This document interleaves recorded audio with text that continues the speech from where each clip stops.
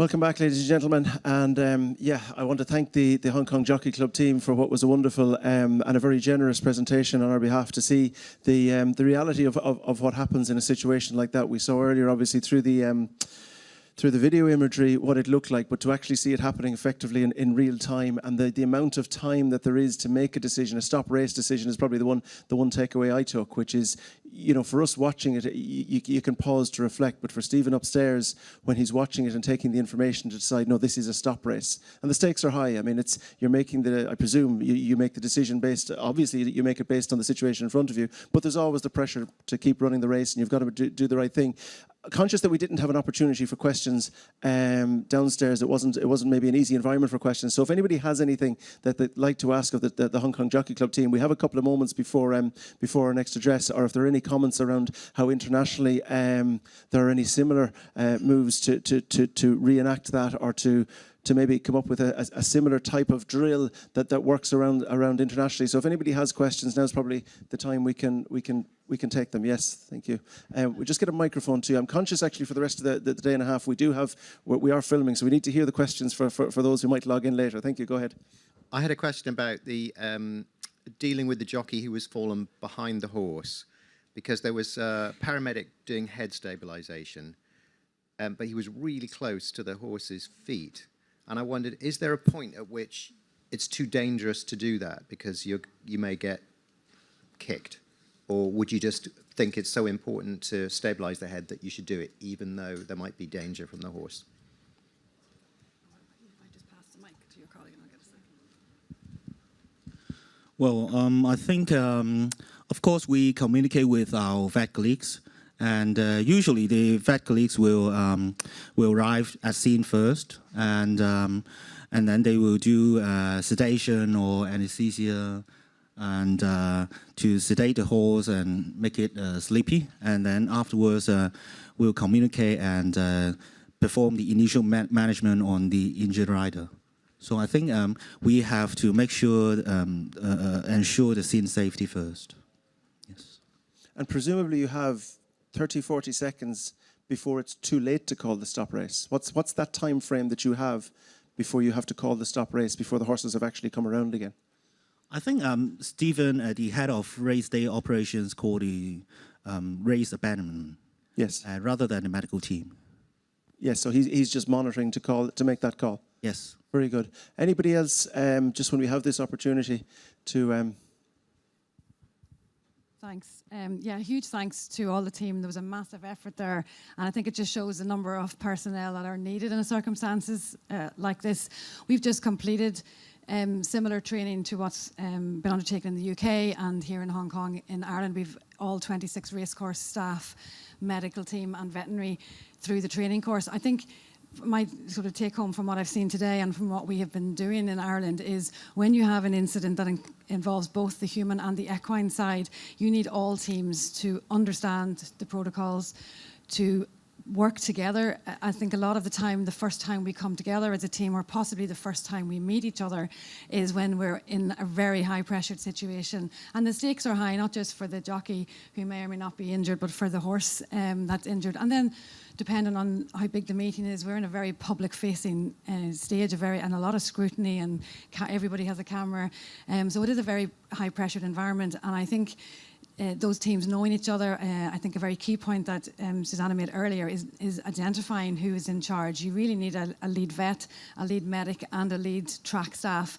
And I think the track staff, some feedback from our training courses is that the team that felt the most valued and the most empowered after the training were in fact the track staff, because a lot of the time, you know, they turn up and you're asked to stand at that gate or that crossing or stand at the fence, and then all of a sudden, you know, an amount of chaos breaks out, or some environment that they're not familiar with. They may not be medically trained or veterinary trained, and all of a sudden we're asking them to be involved and to help. So the training of the track staff to me has been really valuable. Medics train, vets train, but there's never been specific training for your track staff. And then I think being able to do that together and empower people on the track. I often say there's a job for everybody. If your job is just picking up all of the mess that we make around us when we are, if you ever look at what happens after you've treated a jockey with a significant injury, it's a little bit chaotic. So even if your job is tidying things up, taking down the railings, opening the gates, how we get into the hospital, do we need a police escort, for example? Do we need the air ambulance? It's having that coordination at a senior level and having a team that can work together, I think, is paramount. And we've learned, every time we did the course in Ireland this summer, we learned something new from somebody else who was there. So I think we're very much aligned between our three countries anyhow, and certainly there's been a lot of investment in Ireland, as you can see here. Those horse mannequins and the human mannequins come at quite a cost. But I think once you've purchased them, you can then be mobile. You need you only get one horse mannequin in a 2-horse box because they're huge. But the value of having them is paramount. So it's not really a question more than just a congratulations on all that you're doing, and in the UK as well. Suzanne, I'm just wondering, you had the opportunity this morning. We have you back now in terms of questions. Is there anything else, having been outside, you'd like to add that maybe came up whilst we were outside? I think congratulations to the team. They hadn't done this before. We've been drilling out there briefly, but we've done an amazing job to produce a really very proficient scenario there. So I think congratulations to the team. I'm really impressed by them. They've done a great job.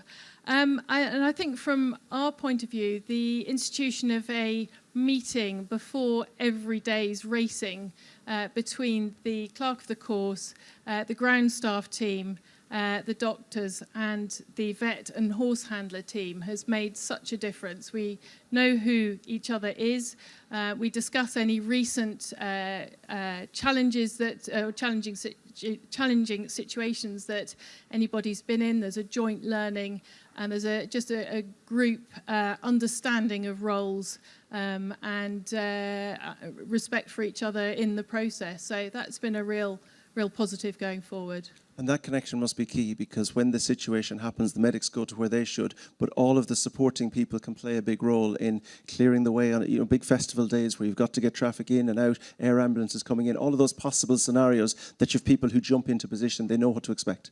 Absolutely, and I've always said that even while something's going on in front of me, I'm concerned about a jockey patient in front of me, I completely tune out of the radio, which might be talking to me here. The bandwidth absolutely narrows, and I think probably the same for the vets. We can't be dealing with the scene control at the same time as dealing with our individual patients. So that's where the instant control and the joint understanding becomes absolutely invaluable. I actually wondered, did you feel any of the pressure? Because the pressures of a race day, I mean, everybody has their own pressures. There's to get the next race run, there's television schedule times, but you're zoned in, that's somebody else's to consider.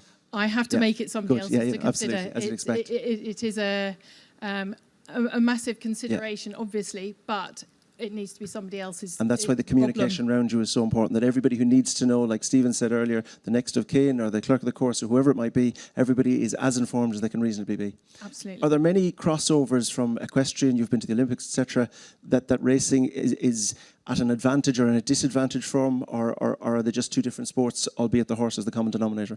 100%. Racing has the advantage of working on a frequent basis with the teams working together on a frequent basis. So in the UK, it's there's racing virtually every day, and individual race courses will be running probably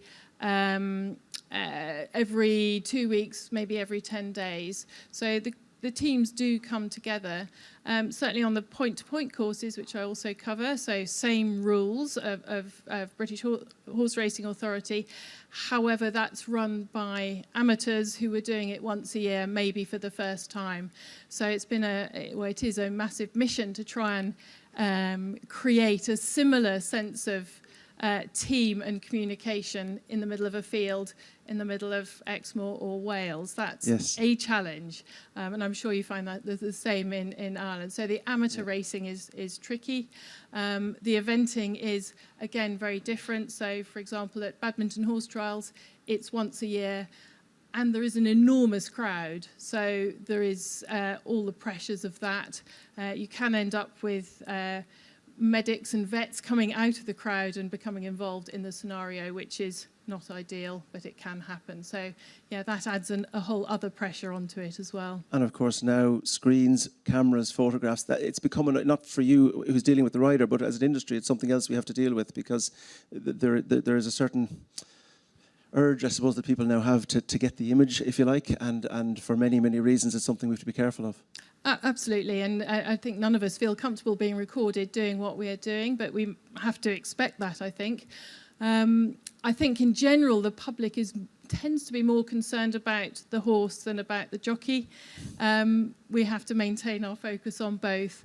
But yeah, public scrutiny is very strong. Have we anybody else? I think we had a question. Just wondering, I'm going to pull Tom in here if I can. Just wondering if you've been on the other side of the fence, quite literally, in a situation like this, where the medics are around you, and just to maybe get the jockey's perspective. Maybe it hasn't been an entrapment, but how aware are you of what's going on? Could you give us your perspective from a rider of what we've just seen? Unfortunately, you're all too aware of what's going on when you're stuck under half a ton of racehorse. There have been occasions when I have been, I think off the top of my head, there were certainly 4 occasions.